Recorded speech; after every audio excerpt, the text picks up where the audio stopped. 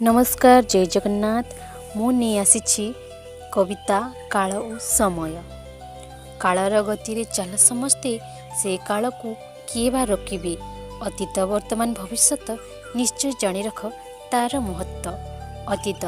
अतीतर थिबा भूल को सुधार, भल कर्म करिथिबा आहुरी कर।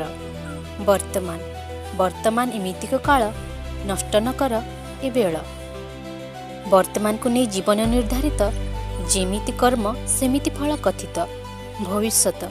भविष्यतर कहानी किए बा जानिब, किंतु भावना रे थाए अनेक किछि हेब।